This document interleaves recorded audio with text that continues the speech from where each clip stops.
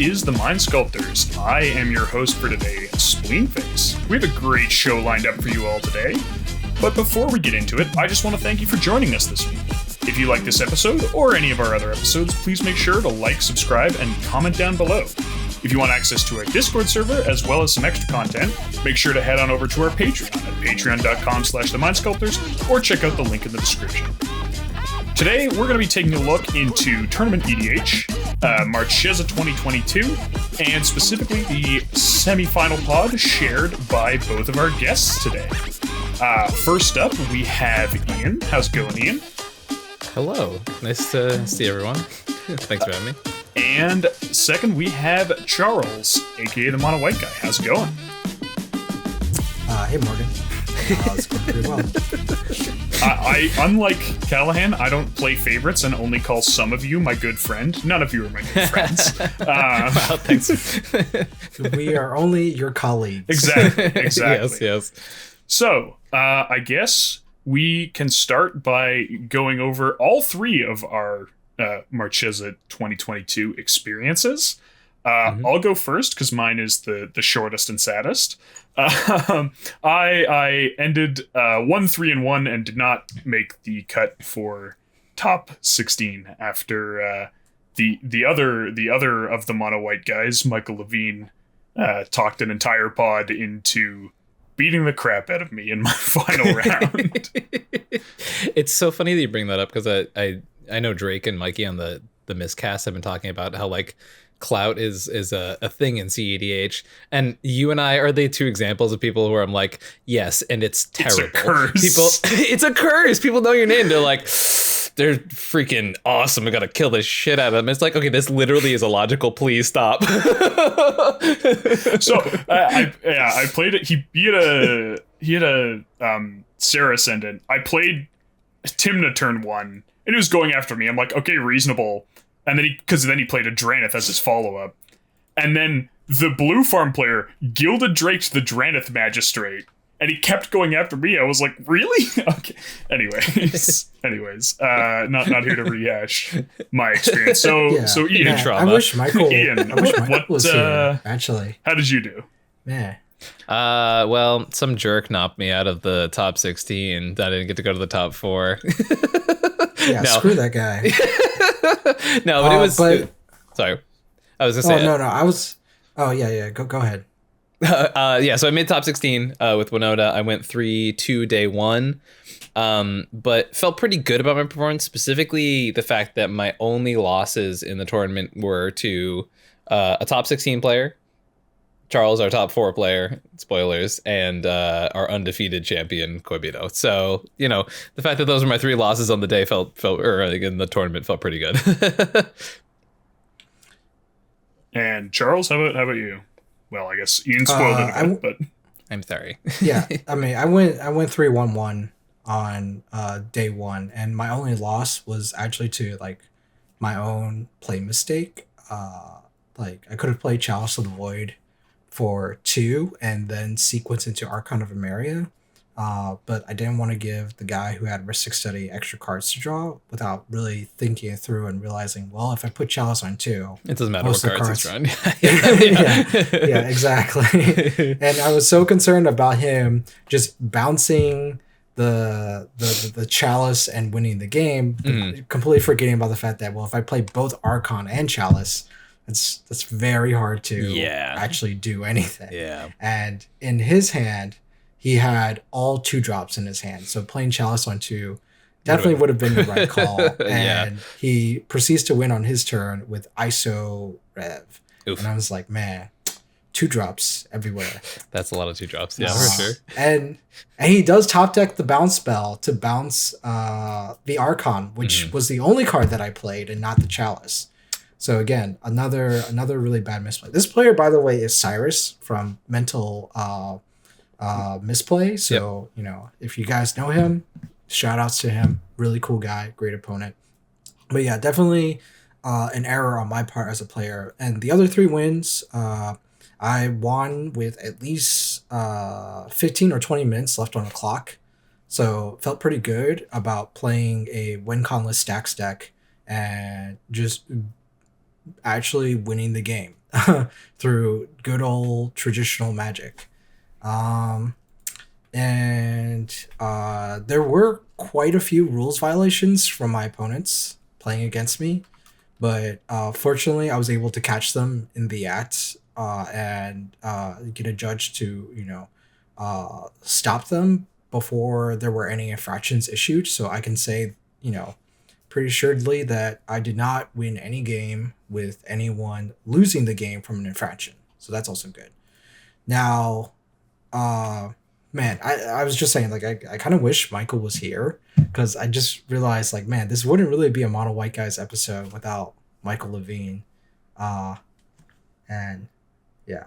So if anyone's wondering why Michael isn't here, we were actually supposed to get Reed Sick Robot on here, but he couldn't make it. And now it just escaped my mind that we could have just gotten Michael here instead, I guess. Rip. But yeah, but you got us three today, so there we go. Hopefully we can do okay with just the three of us. All right, so I guess we can just jump into the semifinal pod featuring both of you, which having been unfortunately knocked out the previous day, did have the pleasure to commentate. Though admittedly towards the end I may have run out of new and insightful things to say to some extent, but the combat flow every turn wasn't stimulating the whole time. What do you mean? Oh man, Ian really needs to. Well, okay, I guess we can give sort of a basic summary of the game, and then maybe I can ask some of the questions, while we give the summary. I'll point out things that may lead to questions or points of discussions later. So I believe the turn order was Charles, you were going first, playing your Heliod God of the Sun deck. Ian, you were going second with Winota. Cal from the Lab Maniacs was going third. Playing with power. Or I'm sorry, Jesus, yes, playing with power. Apologies to both the Lab Maniacs and Playing with Power. From Playing with Power, going third, playing Teamer Pirates. And fourth was a player whose name I didn't catch, who was playing... It's Alex. Alex, who was playing Minsk Hulk. So it was definitely an interesting pod. And, the classic... sucked for me. the classic commentator, at the start of a pod, you go, who do you think's favored? And I was actually saying, it seemed like there were a few different ways that it could go. Because, obviously, you two were going first playing Stacks decks, but... both of your opponents had decks that sort of in their own ways had some level of resilience to stacks. Yep. So I was definitely wondering, would Charles find a way to answer particularly Minsk Hulk, which is something that I think Winota struggles with because you don't want to stop people from cheating creatures into play when you're playing Winota. Could you find a way to stop Minsk Hulk? Without forcing Ian to have to target you down, like obviously if you play, say, Grafdigger's Cage or Containment Priest, then Ian's got a pretty strong incentive to do something about that. Whereas if you play something like an Aven Mind Sensor, maybe it's fine. I could definitely win through an Aven Mind Sensor. Yeah, so that's for sure. That was sort of my initial impression. And yeah, it didn't actually start too quickly. It seemed like everyone sort of kept maybe more measured hands. There weren't... Cal played a lot of mana, I believe, relatively early, yes, but didn't seem to have a ton of action. Well, Cal would... So had Cal's second turn happened, sans Drannith Magistrate, which is the crippling piece there, I think Cal would have won that turn.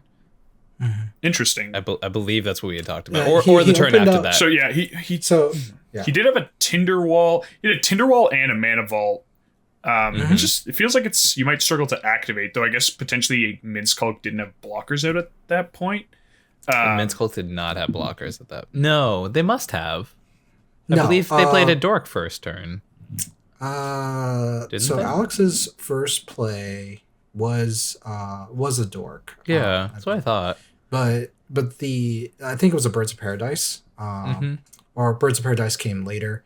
but or it was a noble hire. No, not. I think it was not- Finhorn not- Elves. I'm not- pretty sure. Finhorn Elves, yeah, Yeah, because yeah. it can't be noble or ignoble because he's Naya. But But Malcolm couldn't was attack some- that turn. Yeah. Yeah, and the thing was is that from what I understood from other people from day one, I did hear about the fact that Malcolm can just win off of a Tinder wall, Mm-hmm. and I need to be aware of that. And Yep. if you heard the audio, I did mention that when Cal played Tinder wall, I just told the pod like he can win with a Tinder wall in play, yeah, I just hit the turn 2 Draenith Tower. So I guess, yeah, if I'm remembering correctly, I think he had land, Mox Diamond or Chrome Mox, one of the two, Manifold Tinderwall. So if he hit another land, then he could do his combo without needing to connect. If he missed his turn 2 land drop, I think he would have needed the Glinthorn to be able to connect in order to win. Right. But it's largely beside the point. So And not only that, Alex also had a Academy Rector in hand. So I was about to pop up with a note of not like win-win per se, but like Cal immediately gets crippled by this Draenith not being able to, because Glinthorn once again in hand, and Alex did not have another sack outlet for eventually when Mince came down, or Mince couldn't come down because of this Draenith. So like the turn 2 Draenith on the play, absolutely just all 3 of the decks immediately hosed within seconds. Yeah. Like it was, yeah, it was insane. It definitely sort of the game. Everyone's sort of strapped in for this. I guess this one's not getting ending too quickly. And I think it was maybe we'll discuss it later about did anyone in that pod feel confident in removing that Draenith Magistrate, knowing how much it hoses the other decks at the table? Is always like an interesting thing with stacks pieces, where it's like often there's someone who's going like, yes, I don't want this in play, but I don't want it in play less than that person over there doesn't want it into play. Like Rule of Law is annoying when I'm playing Hermit Druid, but it's certainly a lot more annoying for the person playing Rog Silas. Yeah, right.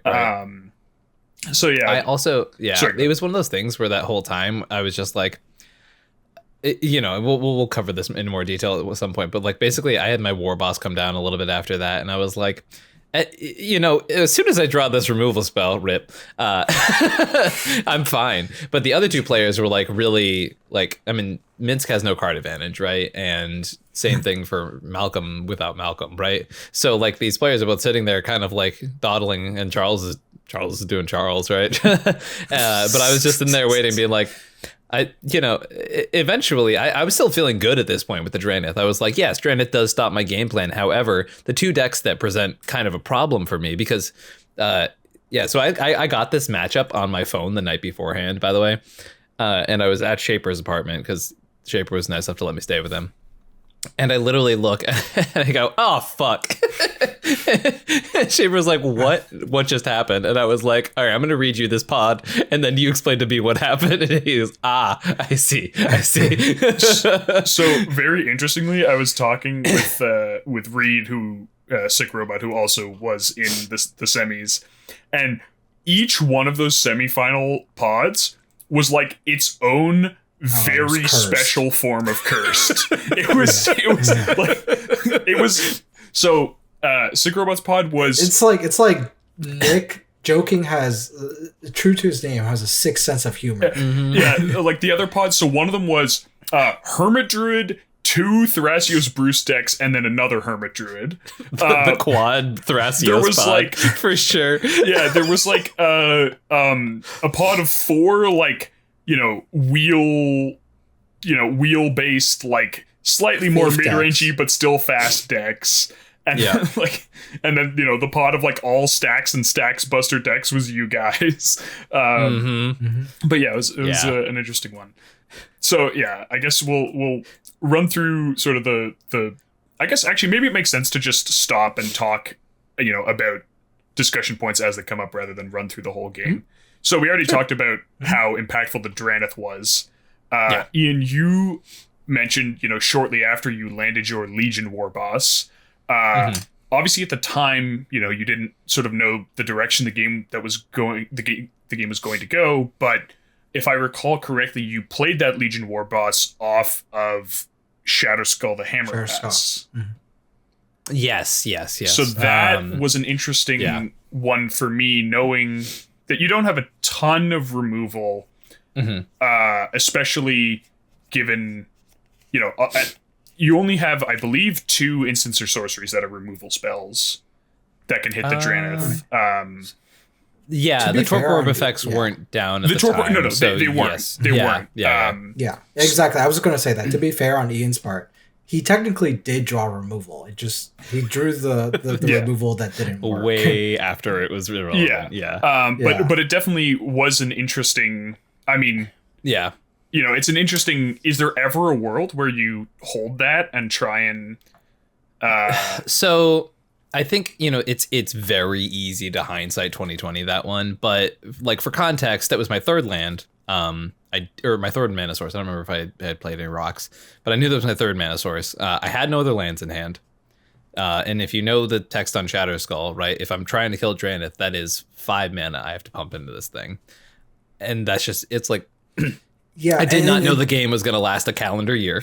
I knew I had multiple other removal spells. And as I said, the Legion War Boss was imperative to me being able to know that if Drannith goes away, I hate to be like, I win this game, but I have a significant chance of winning this game if I just build my army right now. All right, you know what? I'll say it for you. If Ian removes the Drannith Magistrate, he wins this game. Does that make you feel better? I think there was one turn where my co-commentator Squirrel Mob and I counted, and I was pretty sure that had you removed the Drannith, there was like 12 Winota triggers at one point. Yeah. There was one turn specifically where I counted where I went, I think he gets to see his entire deck if Winota lands now. I was unaware of that. That's hilarious. I was doing the math and it was like, okay, you've got 13 Winota triggers and I'm counting, 12 permanents in play and like some number in graveyard and hand. Like, I think that's the entire deck. Yeah. So yeah, obviously, it makes sense. I figured, at the time, if it's your only land in hand, getting that War Boss down definitely makes a lot of sense. But obviously, it's when you look at the end of the game and you see it just like sitting there and like, so it looks in my head like someone drew a little middle finger on it, and I'm just like, oh man, what's up? Yeah, because at a certain point, Squirrel Mob went. This was 5 or 6 turns later, but Squirrel Mob goes, well, so Ian really only has 2 outs to the Drannith. He's got a Swords and he's got a Shatterskull Smash, and I went like, yeah, the problem with Shatterskull Smashing is that it's currently in play as a Shatterskull the Hammer Pass on his board. So I do also run Path, and the amount of creatures that can also deal with that are not insignificant, but most of those are draw them late. Are on ETB effects, which wound up not being so good. So I guess the next... I drew them right afterwards too. That was the heartbreaker. I got Skyclave like right after Torpor Orb came down, and then like later Solitude was there as a flash 3/2 blocker. And then you're going like Crater Maker one time, Crater Maker please. It doesn't do anything. Well, you can kill the Torpor Orb and then play. Oh, the Torpor Orb, yeah. But then there's the Hushwing Griff. Yeah, there at a certain point there were both, but there was a window where there was only one in play. But there was a Hushwing Griff and a Hushbringer. I believe all of them made an appearance. Yes, actually. But all featured performers. So the other sort of interesting thing that I think happened early was, Charles, you landed a Sarah Ascendant and went to Clown Town. Yeah, that's a more polite way of putting it than some, but doing Sarah Ascendant things. Yeah, basically. You targeted down Cal first, and I thought that was kind of interesting because in my mind, it seemed like Alex on Minsk might have actually been better positioned to win out of that lock. I guess there was sort of an interesting sequence. Obviously, I don't know. I think the biggest thing as a commentator is I don't know what's in your hand at what time. So obviously, pretty in short succession, you wind up deploying a suppression field and then an Aven Mind sensor. And I went, okay, it makes a lot more sense that given that you have those, you're going after the person who might overload a Psych Rift. Did you have the suppression field and Aven Mind sensor sort of more or less the whole time, or was there more of a risk? I drew into the Aven Mind. Okay. Yeah, I drew into the Aven Mind sensor on curve. So I had the Aven Mind sensor when I could play the Aven Mind sensor, and then I layered it with the suppression field, because the suppression field actually hurts the Glenhorn activation line. And it also tampers with certain sack effects, like a lot of the Minsk lines. I'm pretty sure, yes, like it really hurt by it. Yeah, I was talking to Alex about it, and he was like, the suppression field hurt a lot, right? And I went over this in the now infamous or famous, however you want to look at it, 42 tweets, where I explained why I did the attack the way that I did it was because Alex could, and once again, the audio is so important because like. Exactly what you said, Morgan. Ian also said the same thing when I started attacking Cal. He's like, this is really weird or suspect. And I was like, he's like, I know, I acknowledge that. I'm going to still make this attack, right? And I honestly, if you could just hear our audio, I feel like this is probably the most graceful way you could ever politic or pilot cEDH in this way of, I disagree with this attack. And it's like, I hear your disagreement. I'm going to move with it anyway. And I was like, okay, very well. Noted. Right? Noted. None of this. I have definitely started doing that lately with I accept this is what you're doing right now. I thoroughly disagree. Yeah. I mean, like, and you move on from it. And usually word of advice from me is that when I do this and I hear, and someone's like, I'm still doing it anyway, it usually tells me, it's like, okay, you got a plan. Yeah. I need to now think about what that plan is, right? Yeah, that's a very optimistic view. I wasn't gonna say it, but I I mean, I don't necessarily think that my opponents are stupid, right? Maybe you guys do. I don't usually start out assuming that, but I've definitely encountered people who it's pretty clear that like they double down out of some form of contrarianism. Like, they'll make an attack that isn't necessarily... It's not like, oh, they thought it through and came to totally the wrong conclusion. They just sort of went like, oh, I'll attack, like, this person based on some... Like, you know, you're picking between two decks that, like, definitely could be on Nas, but maybe they aren't, right? They attack me, I go, like, just so you know, like, I'm not on Nas in this deck, like, and I'm not on Razaketh, you know. Because that's definitely one that everyone always points out. Is like, I'm not on Nas, but you're on Razaketh. Okay, fine. I'm not on Nas, I'm not on Razaketh. And then it's like, you know, next turn you're like, okay, so you're gonna hit the Nas player with the Crom, right? And they're like, yeah, I'll go at you again. I'm like, all right. Yeah, okay, so yeah, it's not that I assume people are stupid. It's more I assume people are more likely to be stubborn than than analytical.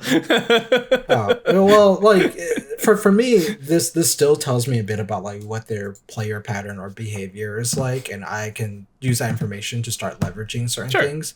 I mean, at least in Heliod, I'm running like Peacekeeper, Ghost Quarter, and Sphere Safety, and also Static Warp and Storage Matrix. So I can definitely be like, okay, well, if I'm not able to dissuade my opponent from doing this, I have to now sequence my stacks pieces differently to change that course of direction, right?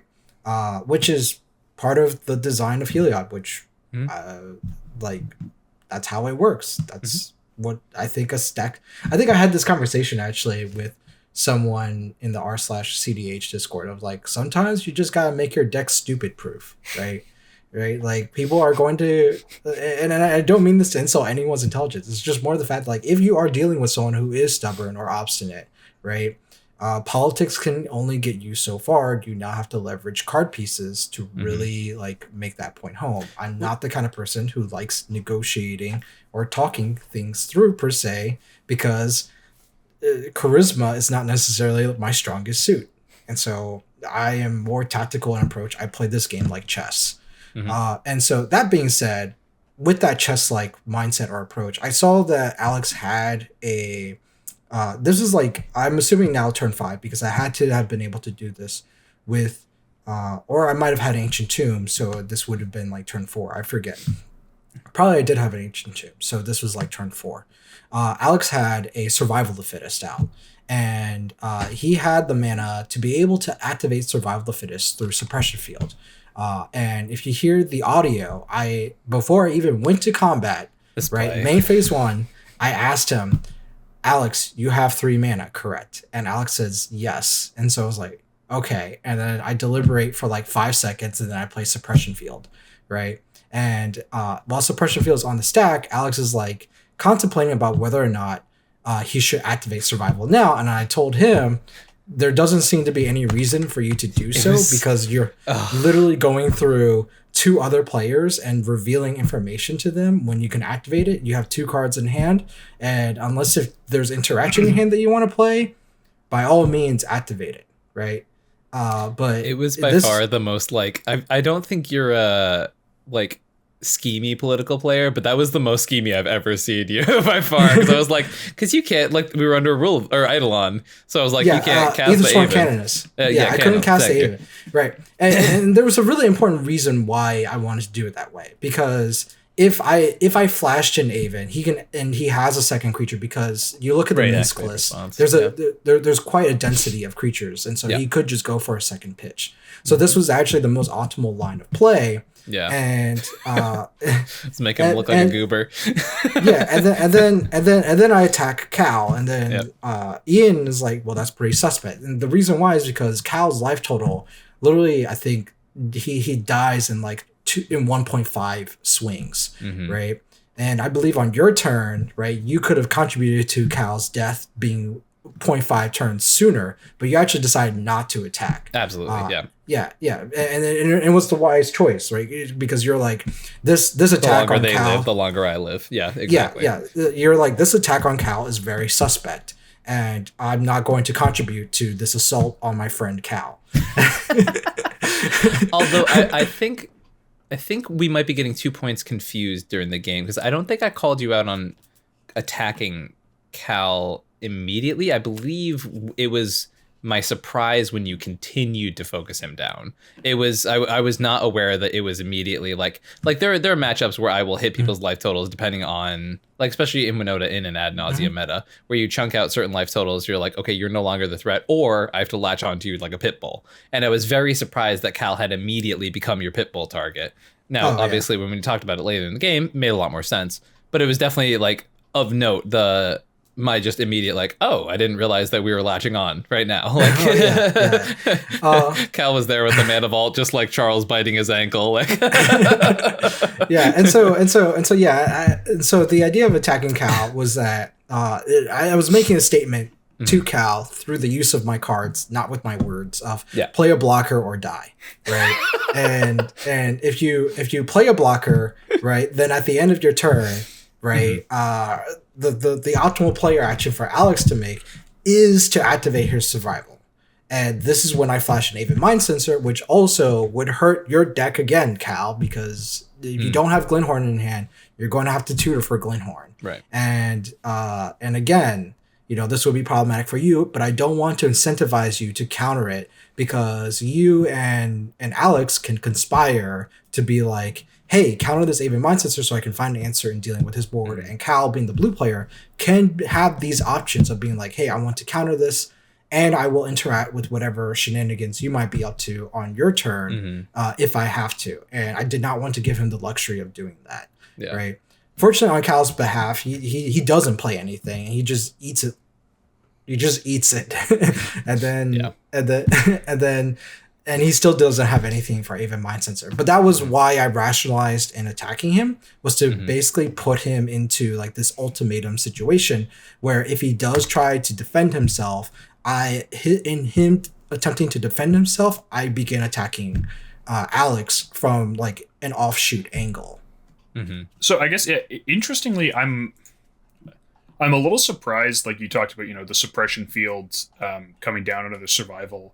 Maybe I'm not quite as familiar with Minsk in particular.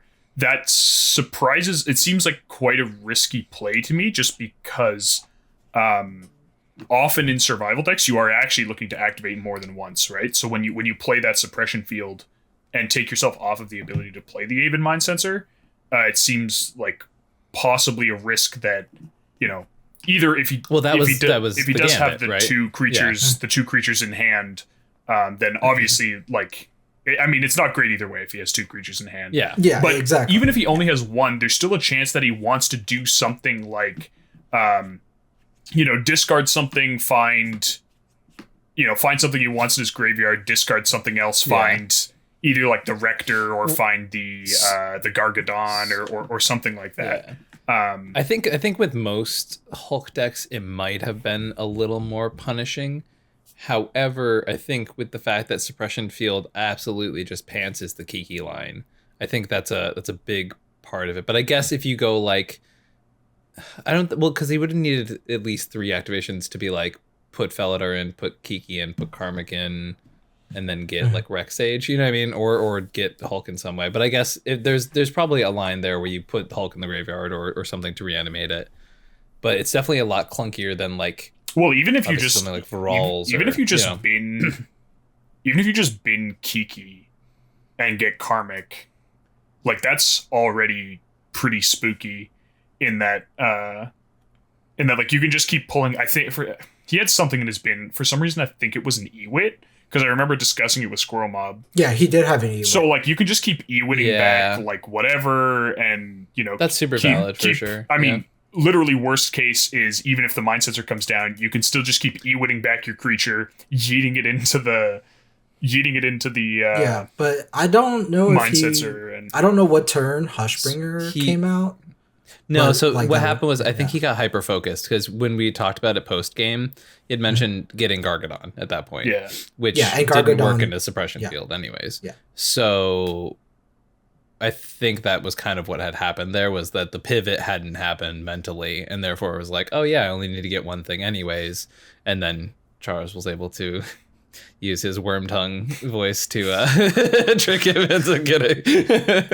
Look, I from what I understand, again, this is also how you play too. You literally just tell them like this is the most optimal line of play, unless if you think otherwise, right? Yeah.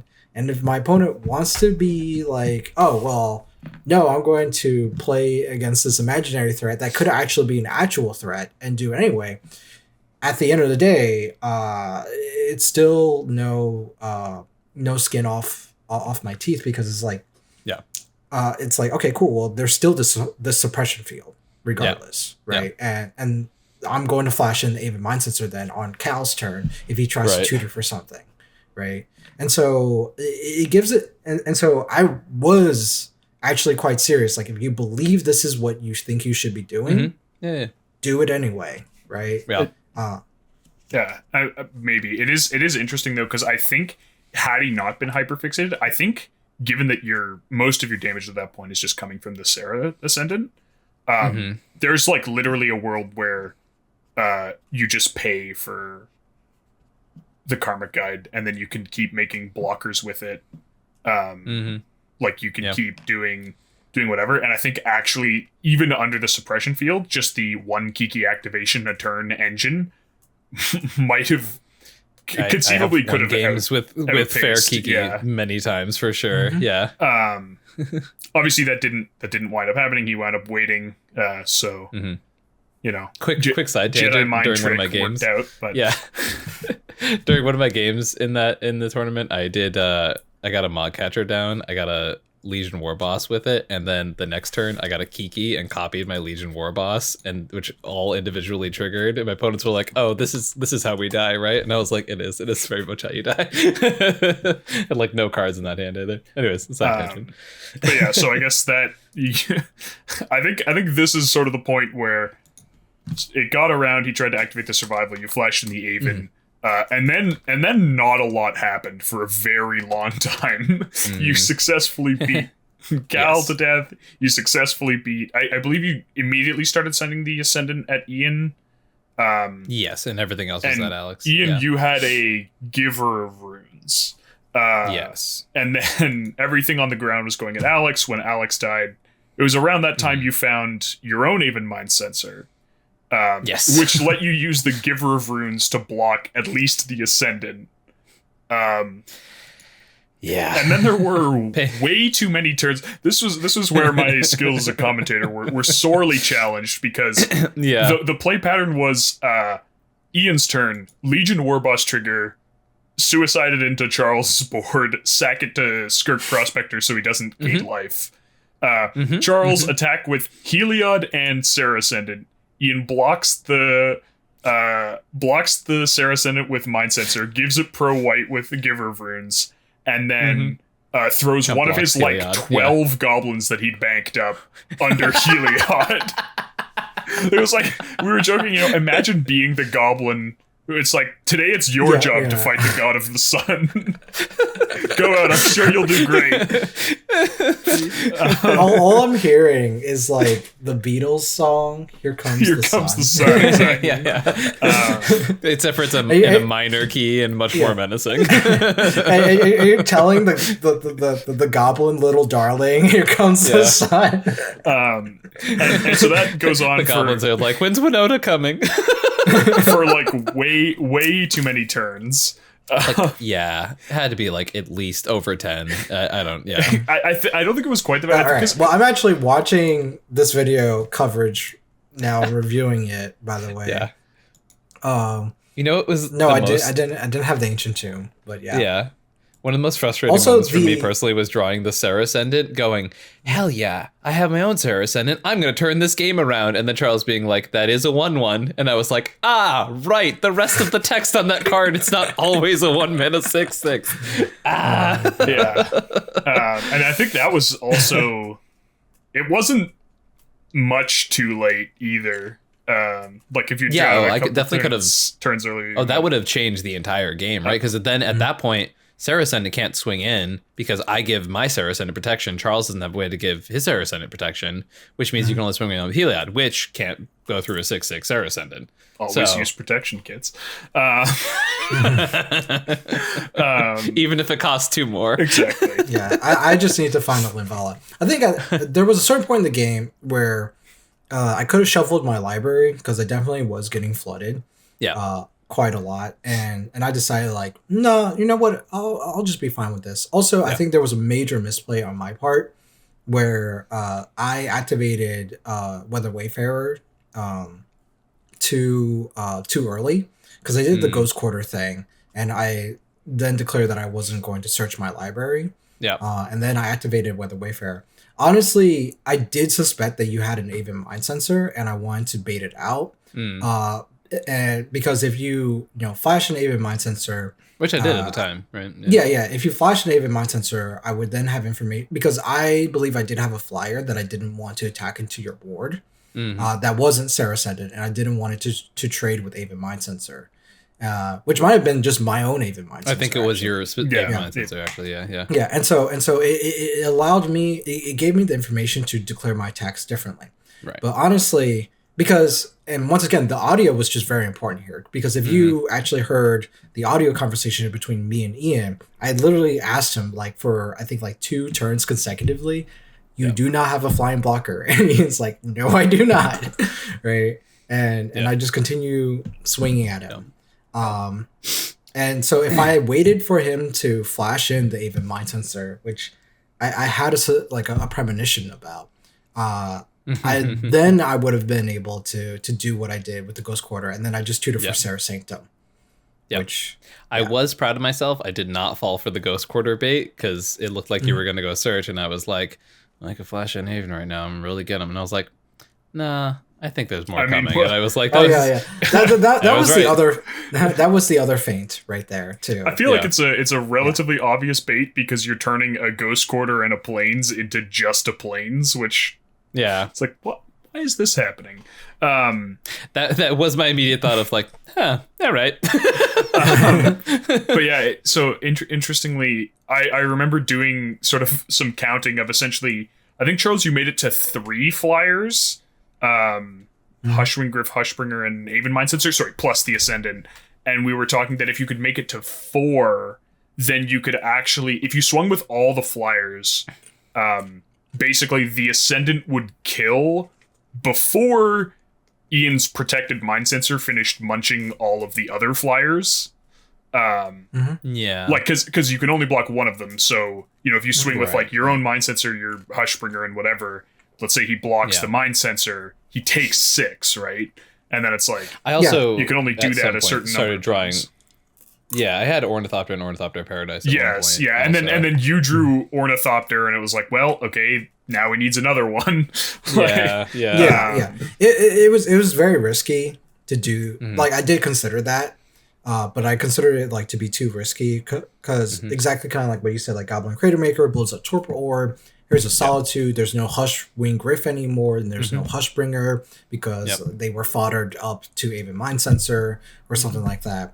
Or even something as simple as he draws an Ornithopter, and then you just did that play for nothing. Yeah, for nothing. Yeah. Exactly. And I do appreciate how those games, like the game had a unique opportunity in cEDH because you really don't often get an opportunity to be like, well, I guess in this current meta more so than ever before, but like combat damage and like actual factual combat math and the relevance of what to take when, suboptimal blocks, things like that. During that game, there were many ways that I died 5-10 turns earlier to Charles. And I was pretty proud of like, and also Charles could have easily, I mean, the amount of times I have won games because people don't know that the defender always has the advantage in Magic.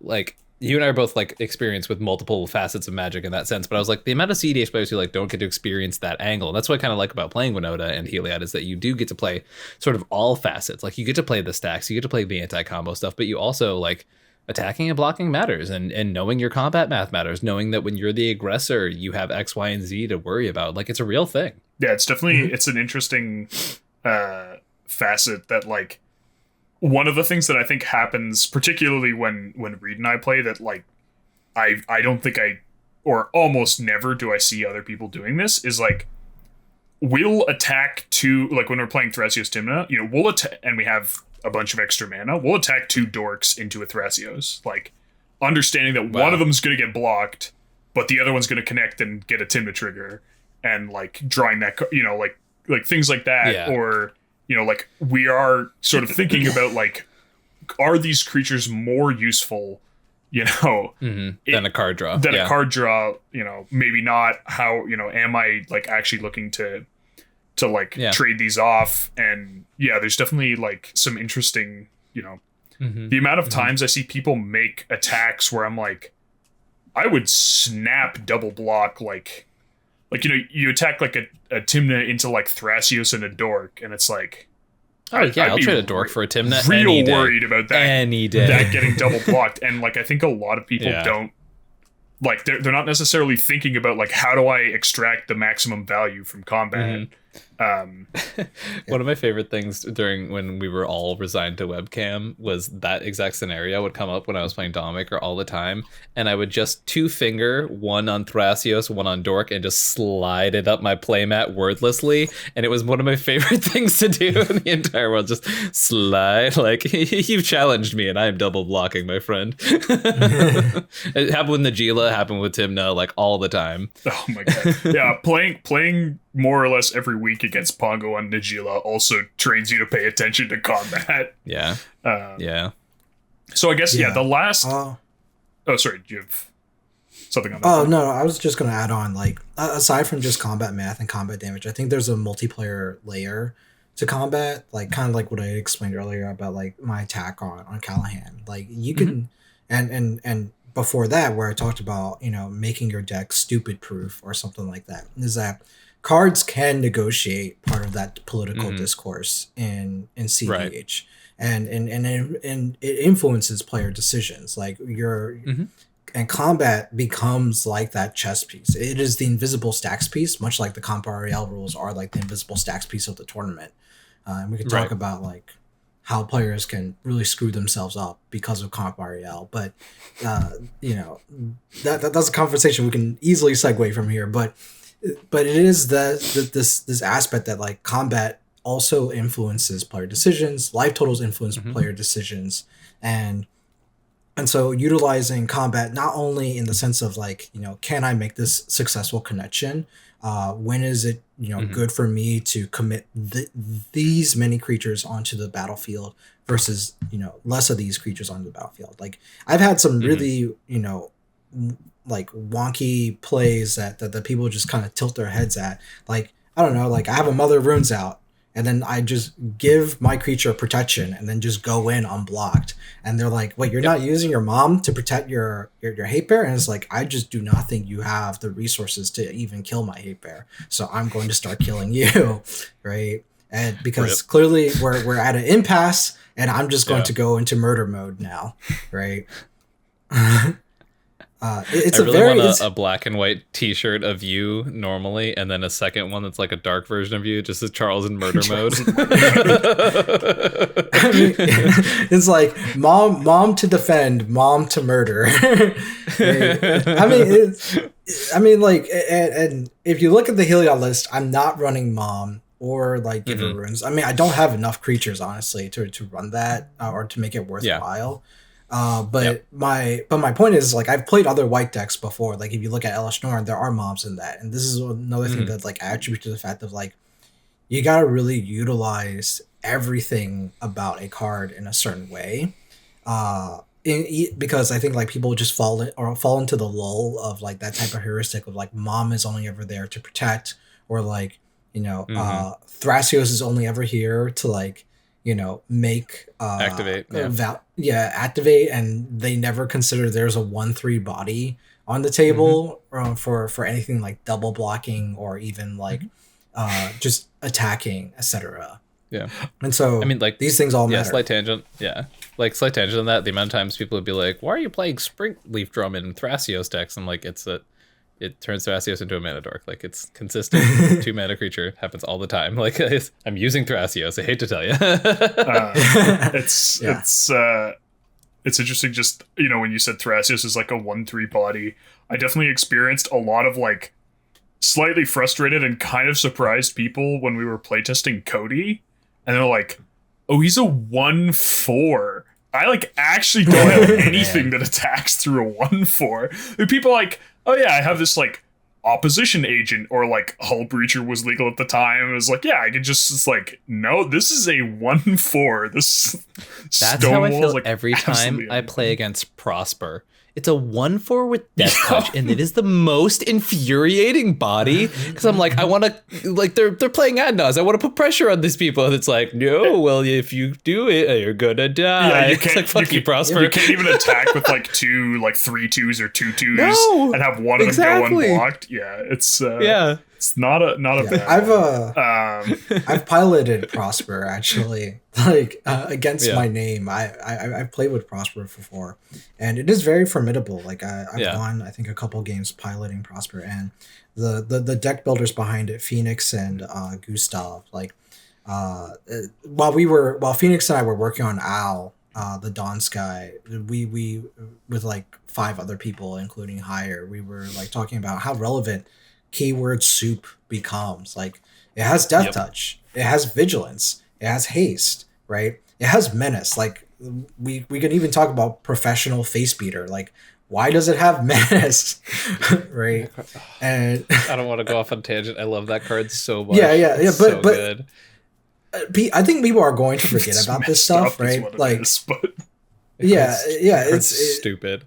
It is stupid, but like, and there's so many videos for it done already that it kind of annoys me to no end of like, yes, I know this card is good. Do I want to watch a 5-minute video of you telling me that this card is good when I already know it's good? I don't think so. But my point about it is that professional point beater. My point about it is that like keywords do actually matter when it comes to combat, and exactly kind of like what Ian says, usually some cEDH games go so fast you don't ever think about it. But when you play stacks, these things actually do matter. The minutia of not only playing stacks pieces because you know how a certain combo works, and because you read the primer and all this stuff, and you play, stacks A, stacks B, or whatever to stop this particular combo line. When you now have to go into the weeds of combat with your Deathrite Shaman and your Dark Confidants, like you're literally playing limited magic at that point. And you have to now also know the actual fundamentals of that aspect with the keyword abilities and things like that. Like, you got Najila swinging at me, and I have a Thalia, 2/1 first strike. Yep. It's so Great, funny thanks. because like I get this a lot when people like start playing Winota a lot of the time, where people would be like, "Why are you on Thalia's Lancers?" Which, for those who don't know, it's a 5-mana 4/4 with first strike that tutors any legendary permanent. And for a while, it like only got Kiki, only got Thalia, 2-mana Thalia, and I was like, for a long time I was like, it's just good. Like, you guys gotta trust me, and like that is a big part of it. Was like it's a tutor, right? So it immediately replaces itself, and or if you hit it off Winota trigger, it does way better. But also, it's a 4/4 first strike. There are Winota games won off the back of having a 4/4 first strike. It is a real thing.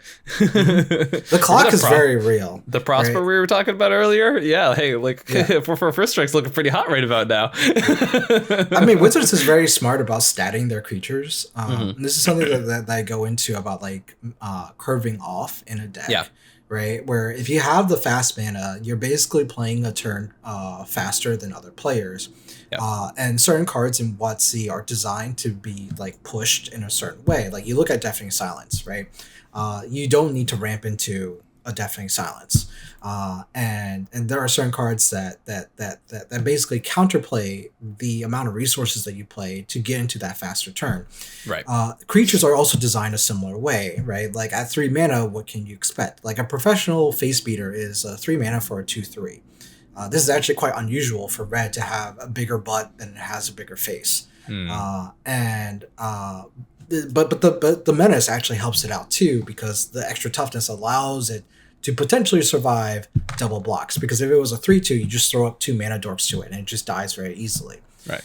These stats, these numbers, then become very important when you get into the nitty gritties of it, because then when you come face to face with the actual professional face beater, you realize, like, damn, I can't just double block with 2 mana dorks. If I really want to kill this thing, I need to triple block, and I do not have enough resources to triple block because that's 3 cards now, right? Yeah, for sure. It's Truth. So I guess,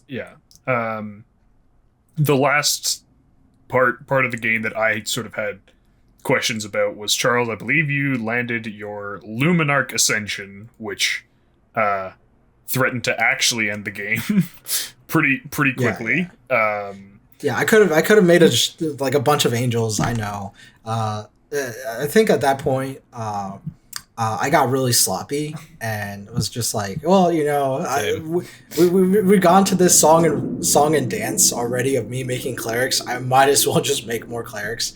And then once again, if you heard the audio, you could hear me saying, like, I don't need to play this, but I'm just going to do it for the style points now and just play Catilda to say that, like, hey, look at all these enchantments I got, right?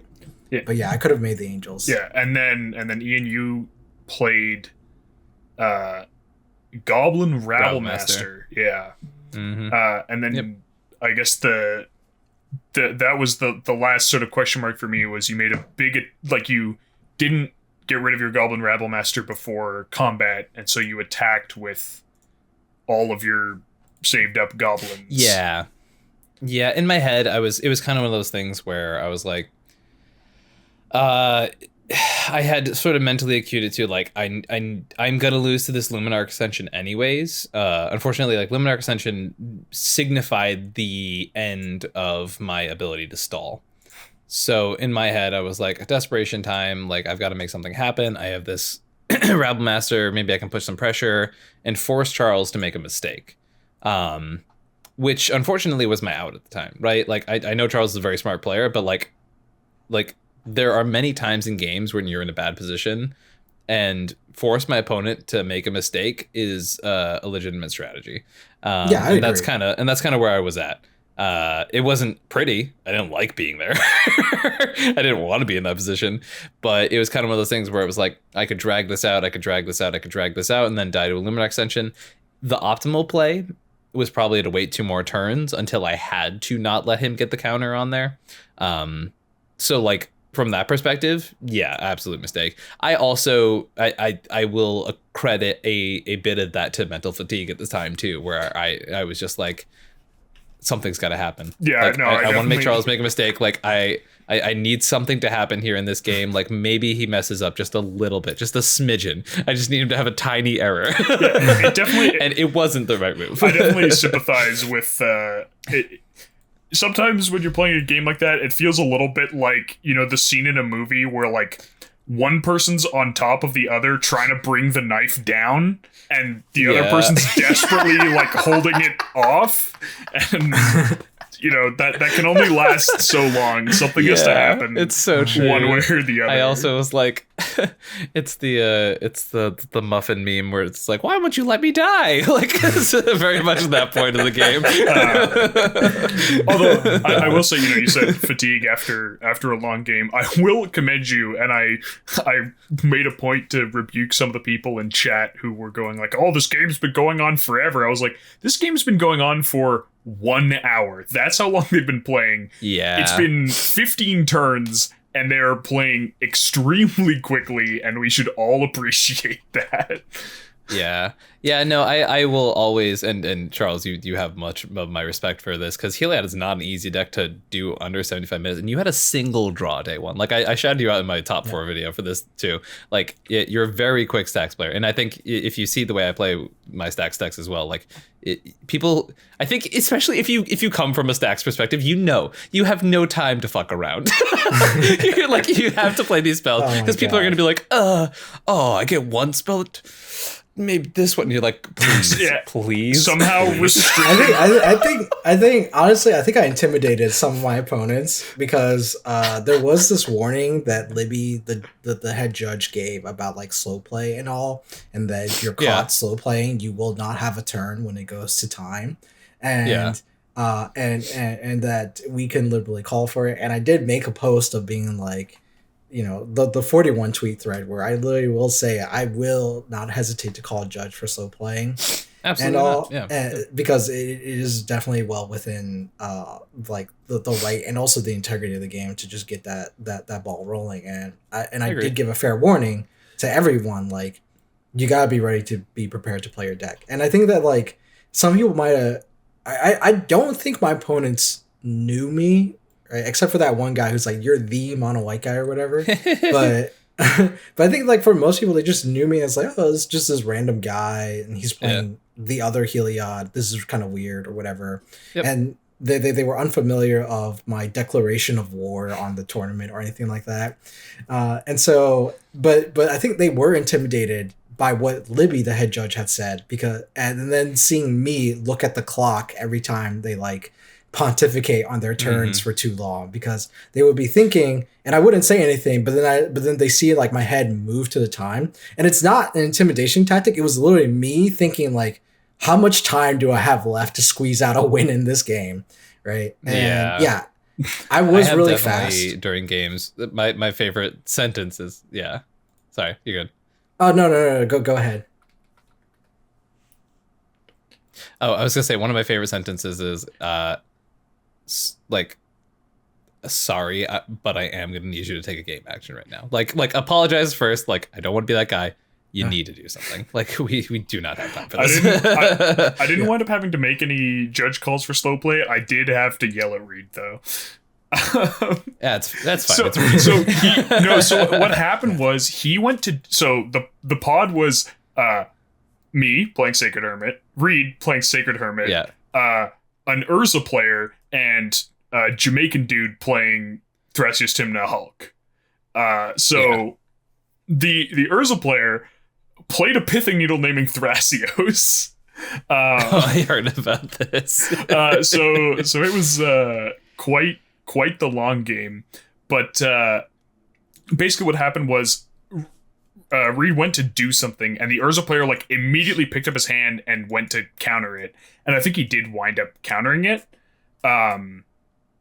But then Reed basically wanted to say like, hey, because I was kind of ahead, because I was ahead off the back of a Narcomoeba that was giving me a Timna trigger. Like, unironically, that Narcomoeba. No, yeah, I've been there before. Came very close to winning me that game. And he was like, you have to, he's ahead. You have to, wait and let him be the one who does the interaction. If immediately react to stuff I do, then like he's still accumulating resources. But he's giving him this lecture while the Urza player's ponder is on the stack. And I'm like, Reed, please. There's like 15 minutes left in the round. Like, let him resolve his ponder. Pass to Jamaican dude who can start taking his turn while you explain to him. Yeah, then go on the tirade here. That's so funny. Oh my god. I would like to use more time. Go ahead, Morgan. Sure. It actually wound up that I'm not sure if it exactly would have happened, but time was called like just before my turn, and I think if I'd had another turn coming, I would have actually wound up winning, but because I had to go for it like a turn early. Yeah. But it was just like just enough time for Reed to pontificate you out of the game. Exactly. It would have, had it worked, it would have been the sickest play ever, but unfortunately Jamaican dude out sandbagged me on a flusterstorm. Basically my plan was spend all of my interaction fighting to remove his opposition agent, fail, and then finale for 10 and just flunge. Oh, I like that full But send. unfortunately there was a single flusterstorm left. Big rips. But so yeah, go ahead. I'm gonna say like so earlier about like in regards to time. The one time I did draw, it was actually while I was playing against a friend of mine in the DC area, and honestly, like looking back at that match, I just should have told him to hurry up. I should have been like even more cool on him because he is naturally a slow player, and it actually aggravated me. Yeah. To see him like pondering his hand, and I was like, you like. There are some players that I'm like more lenient on, but like for him, like I actually played games with him and I was like, dude, you should have been prepared for this. What the hell are you doing right now? In the back of my mind. But I didn't actually call the judge on him. And regardless, the opponent that I was playing, this was actually more of a 1v1 game because it was Kess and Tassiger. And both the Kess and Tassiger player were just out of commission. Like their resources were completely gone. Like the Kess player was just so hosed. Like they had a bunch of lands and their graveyard is like kind of locked away. Not like rest in peace, like exiled, but like there wasn't a real way that they could access it. And they had a Lion's Eye Diamond and one card in hand. And I had a Chalice of the Void X=0. It was really just between me and the Shorakai player. Who's piloted by Diggles, if anyone knows him. He's a really cool guy. Really great pilot by my big Diggles fan. Yeah. And Diggles just kind of held down the fort very well. And there was a point where if Diggles had made the incorrect play, I probably would have won that match as well because he didn't counter my Grafdigger's Cage, which I kind of hoped he did. But he just kind of assumed that like, oh, I need the Grafdigger's Cage to stop both Kess and Tassiger. When I was like, you know, there's quite like the Tasker player was just so out of commission, and the LED loop kind of just gets stopped by the Chalice on 0. So like I was actually hoping that he would spend his counterspell on the Grafdiggers because I had an Armageddon in hand. And that would have just basically put all 3 players out of commission, and I had I think a 10/10 Michiko in play that would have just started swinging for lethal to all the other players. Not bad. Yeah. It's it's interesting, you know, people who contemplate their actions. I think nothing aggravates me more when I'm playing a stacks deck and someone spends like, you know, they spend a while thinking over their action. They spend like 2 minutes and then they go like, all right, I'll cast, you know, whatever it is, like Demonic Tutor. They go to pick up your deck and you're like, top 4, there's a Mind Sensor out. Like, or something like that where like it so clearly demonstrates that like they didn't even fully consider the entire board state, you know, or like like they spend 2 minutes thinking about what they're going to do and then try and do something like either illegal or like that clearly doesn't work the way they expected. And you're like, please. The amount of times I see players go to cast something and I'm like, there's a rule of law. Wait, did you really think all that time? I'm gonna, rule of law? Yeah. There's the funny one of and I don't blame anyone for this. Spirit of the Labyrinth and Eidolon Rhetoric have a very similar color tone and art. And so you see a player... It's so frustrating. Yeah, you see... they don't even have the same power toughness stats or even the same mana values. They just look at the... They're just... Yeah. They look so similar. It's just... That's what people look at, though, honestly. Most of the time, people are looking at the arts. That's why people are so harsh on altars and exactly. things like that, yeah. Callahan would be like, probably throw in a giant banner as you're talking about altars and be like, this is why judges hate altars or whatever. And I will definitely say it's a problem that's exacerbated when you're trying to keep track of 4 board states. And speaking of punting into stacks, Spellseeker is a May. I have to throw that one out there. Opposition agent. Yeah, like would you like to give me a card? Oh, why? Sure. Why don't I? Yeah. But just you're trying to keep track of 4 board states, but also like. Compared to most decks in most formats, there are a lot more like static effects that wind up in play per player in an EDH game, unless you're playing like obviously if you're playing Death and Taxes or something, then there's going to be a lot of static effects in play. But a lot of matches of Modern, for example, there are like 0 meaningful static effects in play throughout the entire game. And so, when you get... Now there's, 4 people playing a completely different set of things. And, I remember there was one game... There was a Rest in Peace out. There was a Graphics Cage and a Rest in Peace out. And I was doing something with my graveyard. And I was like, well, I'm not doing anything with my graveyard because there's a... The Graphics Cage came out first. I'm like, that stops me. And then the Rest in Peace came out. I'm like, well, I don't even have a graveyard anymore. So the graveyard doesn't work. And then finally the Rest in Peace goes away, and I immediately go to cast something from the graveyard. It's like, there's a Grafdigger's Cage. I was like, right, I completely forgot about that because it was irrelevant until all of a sudden. This is really interesting to hear from because I mostly play stacks. This never comes up in my mind because I'm usually cognizant of multiple layers of stacks pieces. So that happens. But there's also the issue of sometimes there are certain interactions that players, because I think here's an example of a practice game or just a casual cEDH game, or just you know what I mean when I say casual cEDH game. We're just playing without the tournament context or anything. It was me, Phoenix, and Callahan, and I forget who else, but Callahan tries to play Pattern of Rebirth on a creature that they controlled, and they sacrifice the creature, and it almost picks up their library, and Phoenix and I both tell them, well, it doesn't do anything because there's a Hushbringer out, right? And I think that runs kind of counterintuitive to some people because oftentimes they associate death triggers on the creature itself and not on some aura that also has a death trigger that triggers when a creature dies. Or you're like me and go, oh yeah, that card shuts off ETBs, and then completely forget about the second half of that card. I think Callahan already knew about the second half of the card. They just didn't make that mental connection of the fact that the aura will trigger on the creature dying, and there's an effect that prevents those things from happening. Turns out Magic's hard. Yeah. Because it's even more intuitive if you had an enchantment, a non-aura enchantment that says when a creature dies, do X, and if it was as clear as that, Callahan probably wouldn't be like, oh, I'm going to sacrifice my creature.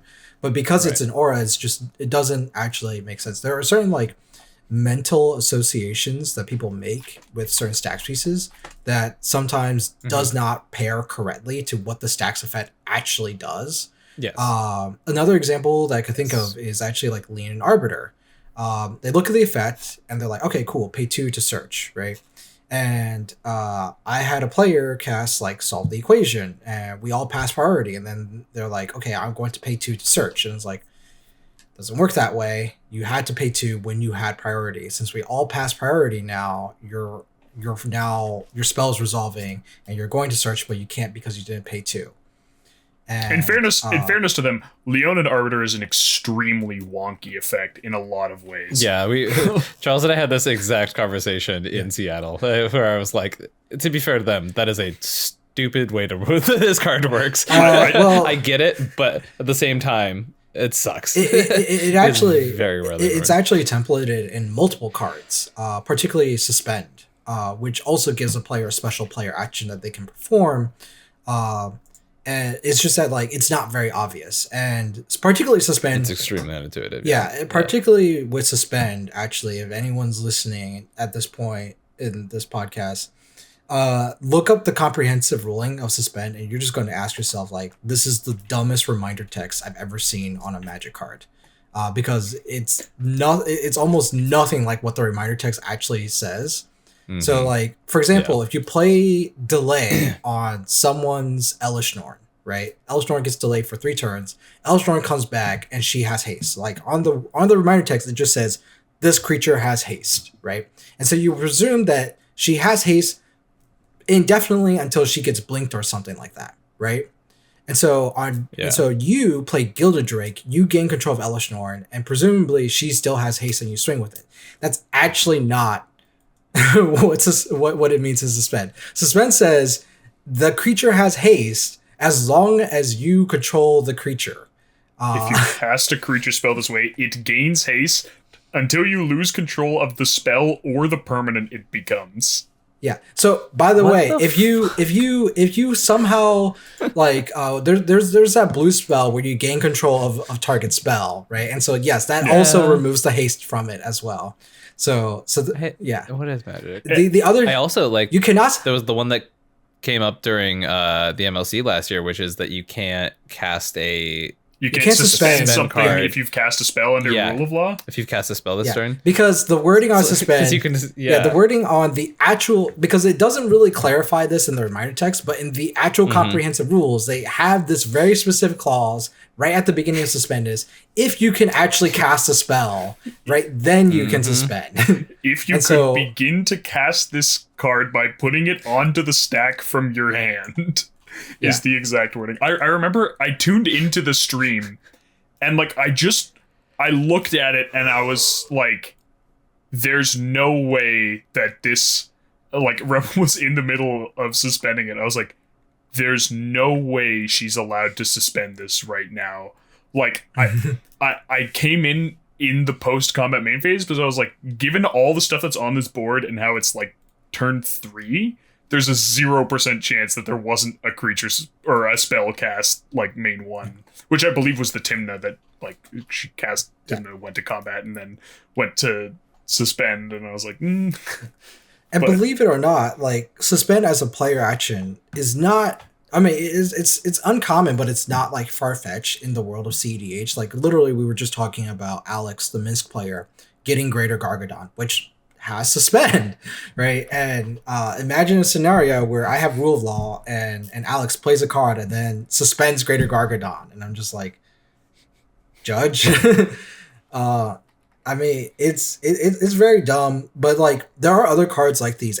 Like Ghostly Prison is another example for it, where again there's a special player action that's different than what you normally think about, because it's not an activate ability, it's not a triggered ability, it's just a continuous effect that gives a player an extra like game action that they can do that's outside of just activating abilities. Like as players, you should, like when you see a card like that, you should actually think about like, hey, this is actually really weird because it's not an activate ability, but it's giving me an ability to do something. And you should immediately question the actual rules logistics of this card. Because I think that for a lot of Magic players, they're just like, oh yeah, it's just an extra rule that I can play with. No, actually think about how you can actually like how this actually technically works for you. Because like the whole Leonin Arbiter priority passing thing, that was something that I just felt like if you didn't know, you should have known. And if you saw that and didn't see that there was a colon in it anywhere, and it's not activated ability, then it goes beyond like the traditional understanding of how abilities work. And if you're not prepared, to comfortably play with that, you should just call a judge and and have it be explained to you. And speaking about pontificating things for too long and then doing something really stupid, I have like this 43 tweet thread where I actually explain about in Star City Games with do you guys know Seth Manfield? Mm-hmm. Yeah, so there's a game with Phil Gallagher and Seth Manfield. Phil Gallagher is a Death and Taxes player that I know. We went to the same college and everything. And this is like an old game, but I remember it from like one of Phil's stories. If you guys know this card, Council's Judgment. Yeah, there's a famous game that you can look up, and I think you just type in like Star City Games Legacy, Phil Gallagher versus Seth Manfield, and it's like a featured match. Phil Gallagher plays Council's Judgment, and Seth Manfield has a True Name Nemesis and Umezawa's Jite. And I actually like went back to this video to like see the timestamp on this because I recall the specific one in my conversation with Hire about like players, like not even with stacks in play, players can just really get blindsided by this. Seth Manfield takes 4 minutes to deliberate on the resolution of Council's Judgment because he didn't know what the card did. And then after getting the judge over to explain the card, Seth still votes for another card other than the card that Phil named. And so Phil names True Name Nemesis, and then Seth names his own Umezawa's Jite, thinking that it would get rid of Phil's Umezawa's Jite. So, believe it or not, even without stacks pieces, players will still screw this up. And this is no discredit to Seth because he's a really great player, but it really gets you to like realize like how complicated a game of Magic is and how confusing white cards are. Mm-hmm. All right. Is there anything more you guys want to say about specifically Marchesa, or maybe talking about tournament play, in general, before we move to wrap things up?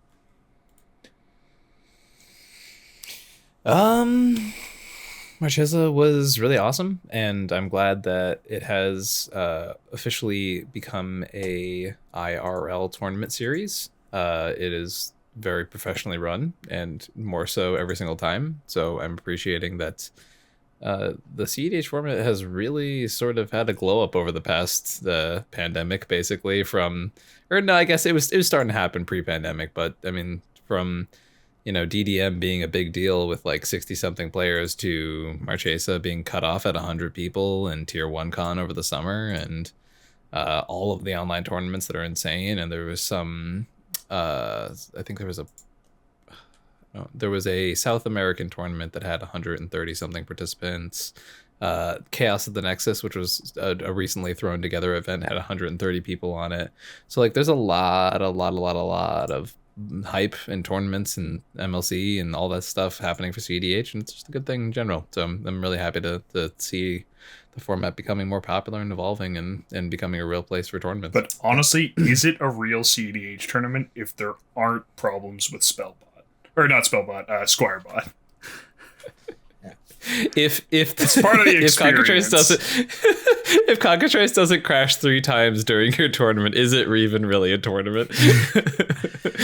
Oh yeah, because apparently someone named their deck with like too many characters or something, and it screwed up the deck. I had too many creatures in my deck for Winota, which is why Joking pinged me at 1 a.m. the day before the tournament going, I need your deck ASAP. And I was like, yeah, sure, whatever. And I didn't even like put it together.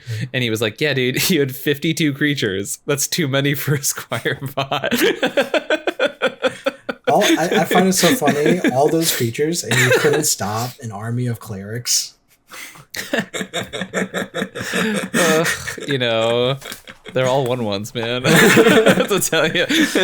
Why does Philion make 2/1 clerics? This is just so random. I just at Chaos at the Nexus, they went like, okay, dropping causes a lot of problems, so you're not allowed to drop. You're only allowed to like request that we drop you, And if you leave the server before we drop you, we can't drop you. And so, as an incentive, I'm going to ban anyone from future tournaments. Because, like, once they left the server, you can't, like, at them on Discord to get the correct command. Right. But, that's so funny. It is good. These problems are slowly being worked out, but they are being worked out. It's so crazy. It's just like thinking about the context of that, but like honestly, like the thinking about all of the times we were like, let's crash Squirebot, and now it's like, oh wow, Squirebot lasted an entire tournament. What the fuck? Yeah. Everyone can spam register in 5 minutes without crashing Squirebot. Like, this is a huge improvement. I will say, at least my takeaway, I really did enjoy Marchesa. I enjoyed meeting everyone and getting to interact with them and just having a really good time. I enjoyed the competitive spirit that was there. Like, no one, like my introduction to cEDH was with Playing with Power, and those guys are wonderful. And then I went to like some of the deck specific Discord, and it was less wonderful experience. Yeah, it was a very different experience, and then meeting cEDH players in real life outside of the ones in my local area, right? I would say that, like, I think I had generally a wonderful experience with everyone, interacting with everyone, and like everyone, I didn't get like the judgmental dismissiveness of like, oh, you're playing bad Heliod or something like that.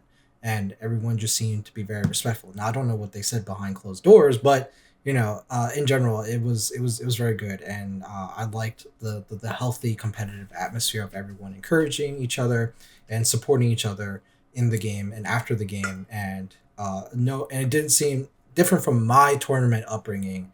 No one was trying to be like a rules lawyer to try and gotcha someone out of a game. And no one was trying to, to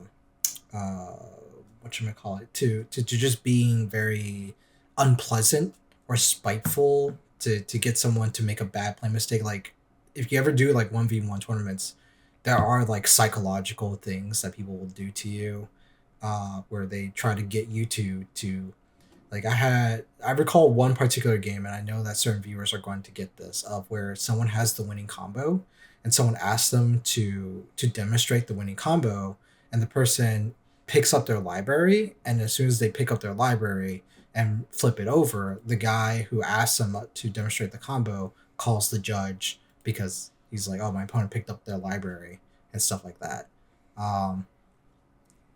It's stuff like that. It's not great.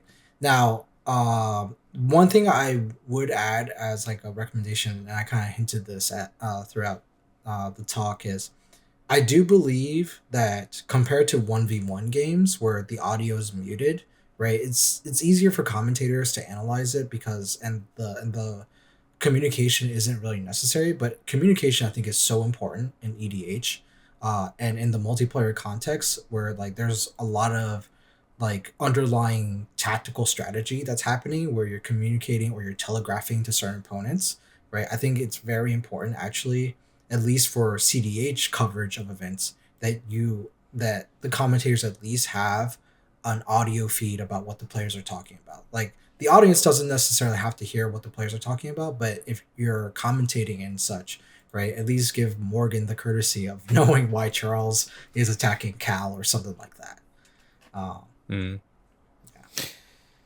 Yeah, quick side note about that specifically. If you are running a cEDH tournament and you are providing commentary on it and you have two people in the booth and you don't have one person listening to the game, I think you're doing it wrong. That is an opinion, and it might be a hot take here, but I think the format that would make the most sense for me would be one person listening into the game, one person's your either your color commentator or the person who can provide a lot of information without the direct wherewithal, and then you have one person who qualifies as your fact checker listening to the game, providing insight. And it's a format I don't see people doing, and it drives me insane. And I've noticed a lot of commenters will default to like what feels like watching Baby's first deck tech of the decks in play, and it's it's I don't know if that's exactly like that's not the idea there. You know what I mean? Like, exactly, it's like, and what's happening here? Well, if Malcolm and Glinthorn Buccaneer end up in play together, they will actually win the game. It's like, yes, thank you. And I'm aware there are people tuning in for the first time, and it's great. You mentioned the combo, but you don't have to be like, and then what happens is they want to tutor the combo and put it in their hand and then cast the combo on the next turn. Is this like your Christopher Walken impression or something? No, I do actually have a very good Christopher Walken impression. Thank you very much. Just wait until someone plays professional face beater and they talk about how good professional face beater is. I think I'd modify your suggestion slightly there, Ian. I think totally. You actually want, if you're gonna have someone listening in, I think you actually want 3 people in the booth, because having done it myself now, admittedly, with all the love in the world for Ian of the Mystic Remoras, when I did commentary with him, I was also having to sort of provide a lot of the talking. And I chose, it was just my idea. I was like, I'm going to listen in so I can get this information. And it was helpful, but it's hard to listen to a 4-person conversation while carrying on a conversation. So my recommendation would be have 2 people who can sort of carry the discussion. The third person can chime in, whenever they want. Not like, you're not allowed to say anything unless you're telling us what the pod was saying. But someone who has that freedom to focus a little bit more on listening into what the players are saying and providing the relevant context without feeling like they have to be, carrying the discussion. But I do think that would actually be a good way to do things moving forward, because especially if you have like these 2 commentators and they're like, I don't understand this play, why is so and so doing this, and they can immediately just ask like the third person, like, hey, did this person say anything, or did someone say something in the game? It's like, why, actually, yes. And it's like, oh, that totally makes sense now. To be fair, I also have many opinions on the way commentary is run in cEDH at the current moment, and it's tough because I also like playing in tournaments, so it's really hard to go nut up or shut up about it if I'm also participating in the tournament. I'm like, hey, I'd love to do commentary, but also like I want to play in the tournament, so this is kind of a problem.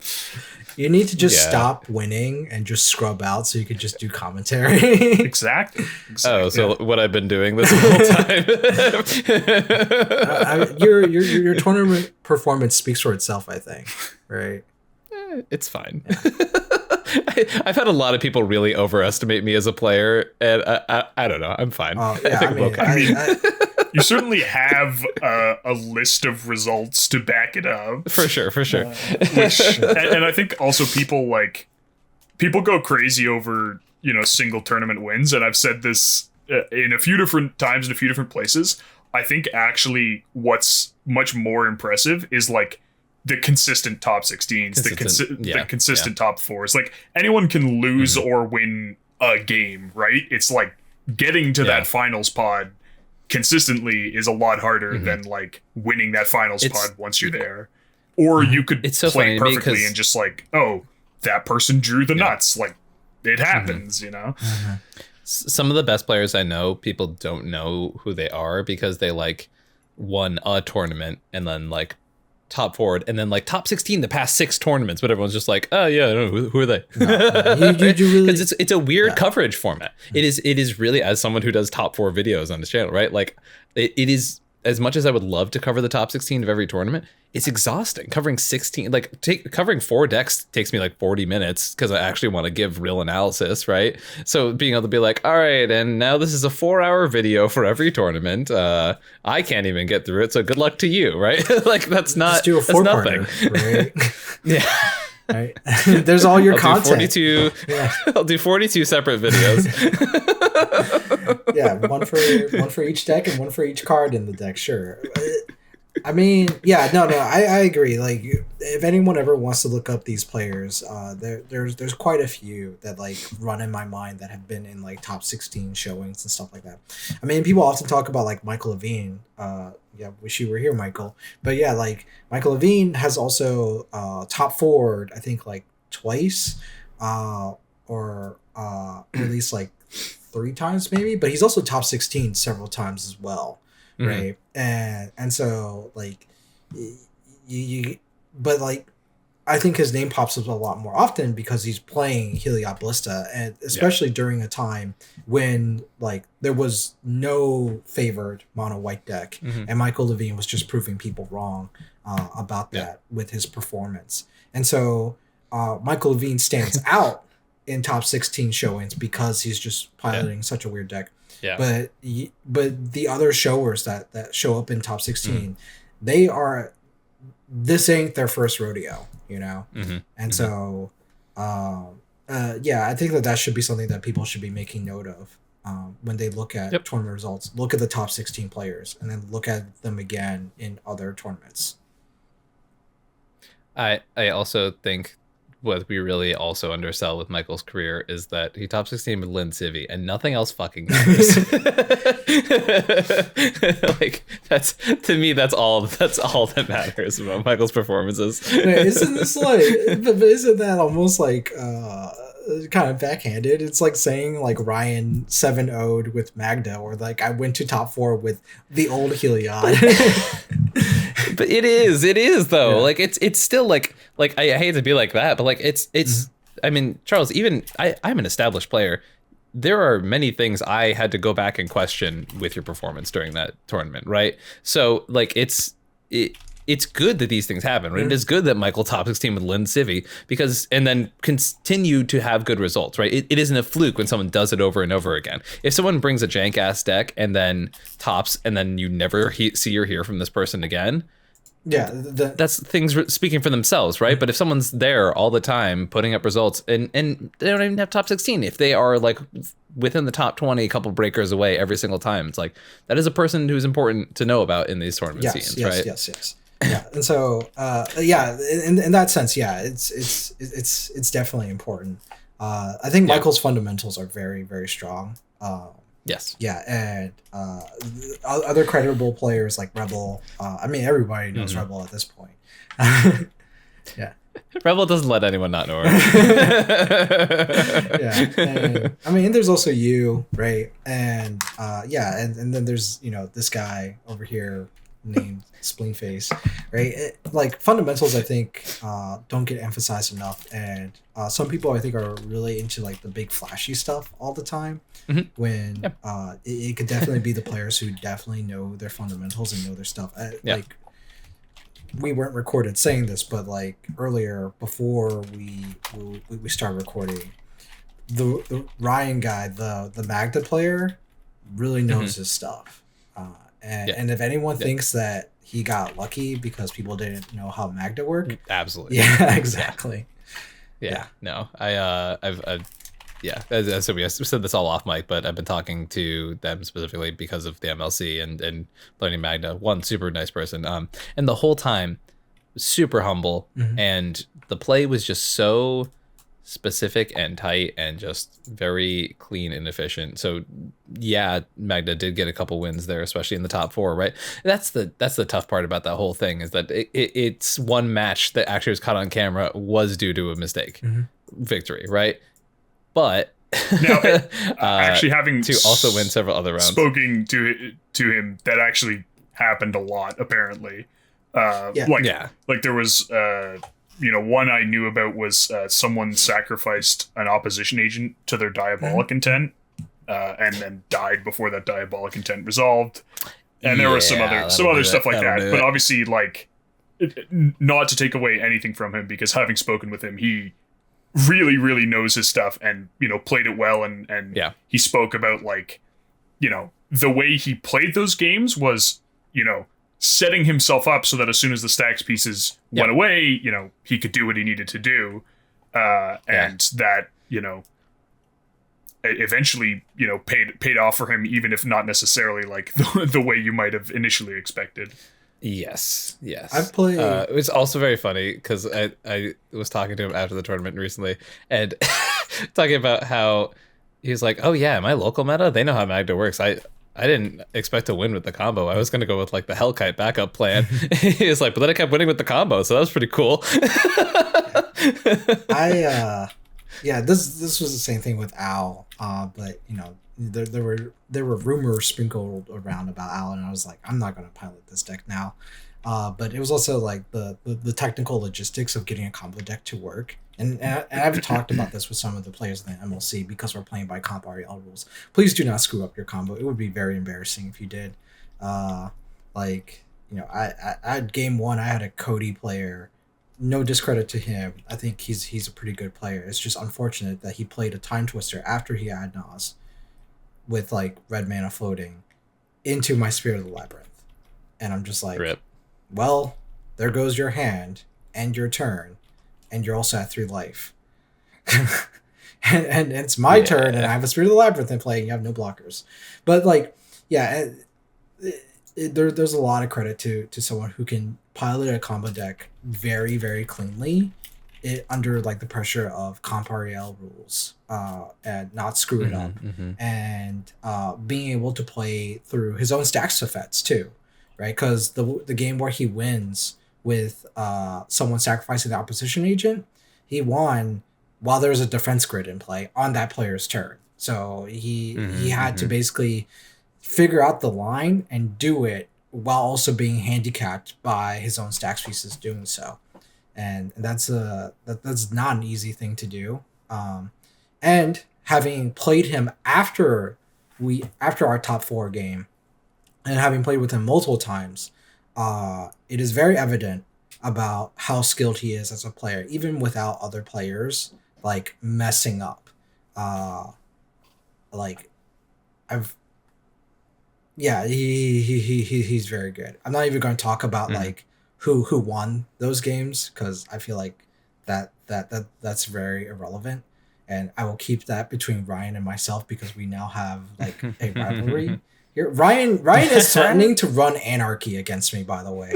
Right? He's like, I cannot stop you, and I need to start running tech against you. And I was like, well, I may have put him on or back onto Spinovish Saw, so sorry if that comes your way.